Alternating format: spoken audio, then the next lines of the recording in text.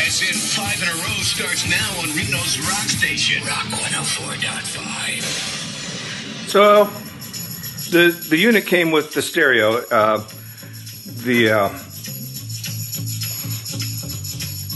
And it's the Can-Am stock stereo that's in the unit.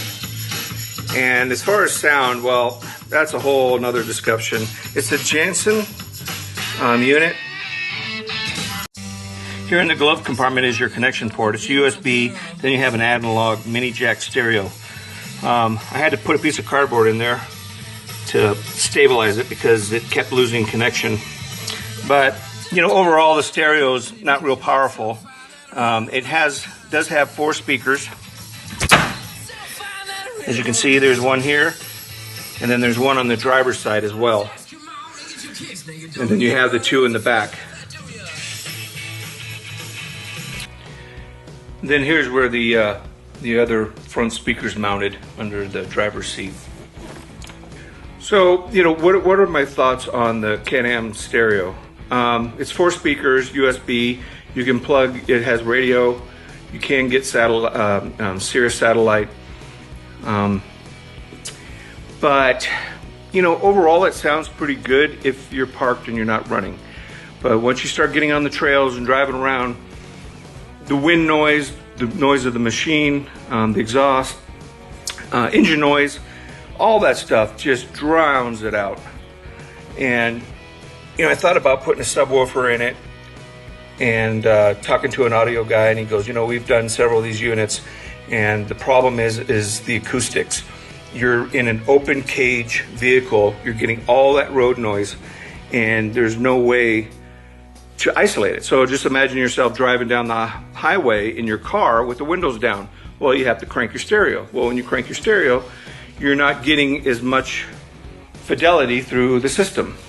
And that's what happens in these things. So overall, I really don't use the stereo while I'm driving. But when I stop and I'm kicking back and relaxing and taking a break, then I'll turn on the stereo and it sounds great. Now with the Can-Am stereo, they accept USB ports or USB flash drives. You can stick the flash drive into the glove compartment USB port, and it can be full of music, and then you can cycle through your music here. But it's more convenient to have it on a iPod or an iPhone or an iPad or something like that.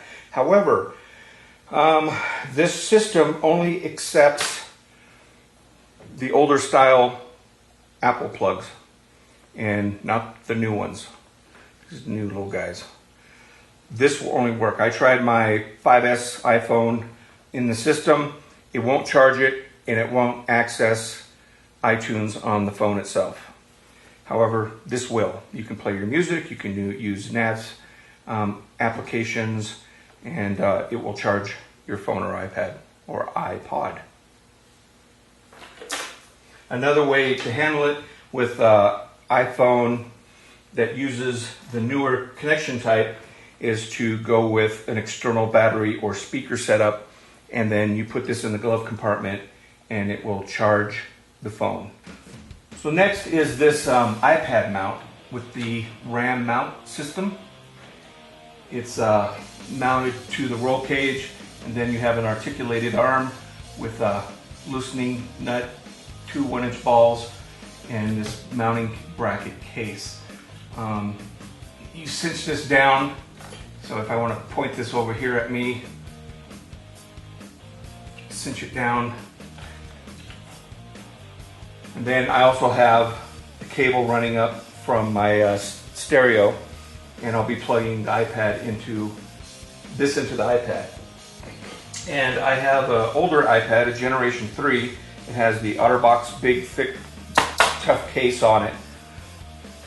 And then even if you take the case and flip it around like that, you can still mount this into this cradle, which is really nice. Now I also added these bungee cords to it just to help give it a little more stability in case I don't want it popping out. And then now I can just plug it in here. So you may be asking yourself, why do you want your iPad in the vehicle? Well, I was looking for some GPS software out there, and I found this one that's really pretty cool. And I'll give you a brief overview of this app. Lead Nav. They use it for racing and for aviation and a lot of other uses. These are my collections, and I've created a bunch of collections already. Basically, if you have an internet connection, you can go through satellite view and find some trails to drive. So here, Dog Valley in California, and then once you go into that collection, you have routes. Well, I have assigned 11 routes, excuse me, and then tracks.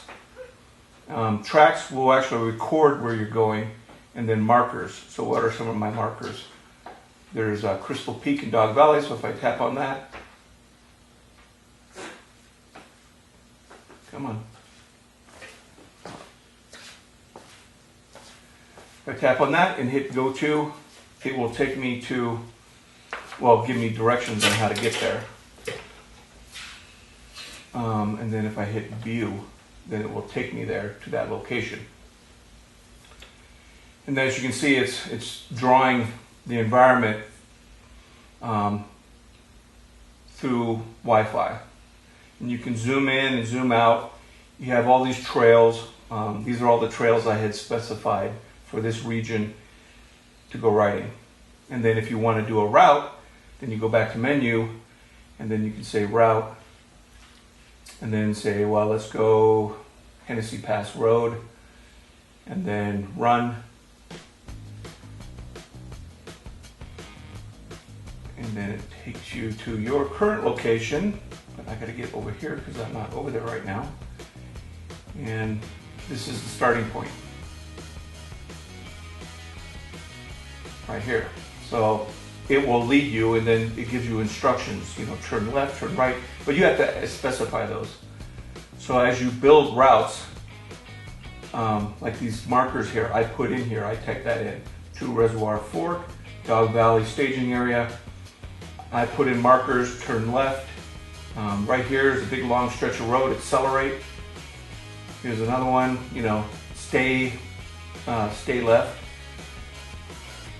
So you can put audio cues, not only messaging cues, but these will actually, as you're running through the course, and I have it plugged into my stereo, the stereo will play Siri. So whenever I come up onto one of these, it will say, coming up, make a left. And then when 17 miles to target. Well, there's an example.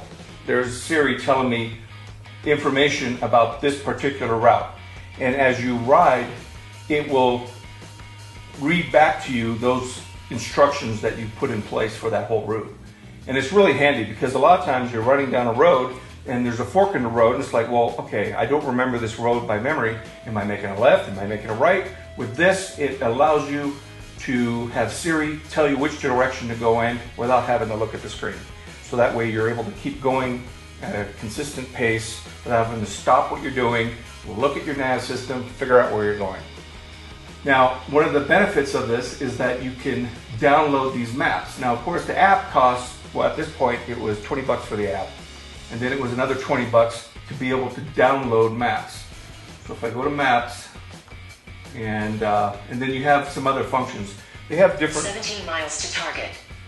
Different packages that you can upgrade to. The most expensive one, the Pro Pack, is I think $150. So if I go here and I hit download, then what it's going to do, it's going to show me all the little sections I had plotted out. And I had done all this by hand, which is, it can be time consuming. However, if you buy the Pro app and you create a route, you specify how wide of an area you want it to capture, and it will capture these maps automatically for you. And that's pretty cool. That speeds up the whole process. But if you have time to kill or, you know, time to waste, then go in here and you create each one of these little squares. So I'll see, like this road here, it shoots off into this area. There's a a highlighted area here. 17 miles to target. And I'm going to come in here and I want to save this into memory, onto the hard drive. So when I don't have internet connection, it is always there. You tap it, oh, I'm sorry, you hit save, and then it downloads it. And now it's permanently on my hard drive, on the iPad. And if I back out, and if I want to get rid of it, I just touch it again, and it says delete. You know, verify, you want to delete it, yes, and it deletes that one section of the map. You can do big broad maps, you can capture whole areas at high definition, but it sucks up a lot of memory. Already, I think my maps, I've done a lot of different routes, and I'm at, I think, 4 gigs of memory used just for maps. One thing I did find interesting is that when you do sample these at high resolution, because you can do them at different zooms, if you're doing this at the maximum zoom 17 miles to target. Maximum zoom is 18, then it will actually capture a wider version of a low-res map. So when you back out, you can still see the environment. And I just found that out, and that's really cool that they did that. So anyway, I did some research on this, trying to find a really good navigational map. You can plot your routes, you can record your routes. It gives you Siri over the stereo telling you what direction to go in, as long as you sign it correctly and how you want to drive. It gives you distance, I mean miles per hour, and you have a compass. Now, how does all this work? You can buy an iPad that has it so that you can log on to the cell network. Or you get an iPad and it's just Wi-Fi only. Well, that's what this 17 miles is. to target. 17 miles to target. That's what this is. So the way you get the iPad to work with GPS is with this puck here. And this is made by Dual. I don't have the paperwork on it. SkyPro, that's it. Dual SkyPro GPS. You charge it through USB. It holds a charge for a really long time. And you turn it on, you stick it on your dash or somewhere in the vehicle so it's exposed, it's flat, and it syncs to American and Russian satellites. And then this will then sync to your iPad through Bluetooth. And as you drive, it is extremely accurate at keeping track of where you are, in GPS coordinates. So with this, tied with this, plus the mount, and a big screen like this, and you're able to see satellite images, so you know some of the features of where you want to be. Maybe you want to stop and check this out. And so far, I really love it. So that's the review of all the different components that we put on this unit, me and my father. We're going to be taking it out and running it and take some action shots and have some fun with it. I also try to shoot some video of the lights at night and what it looks like. Thanks for watching.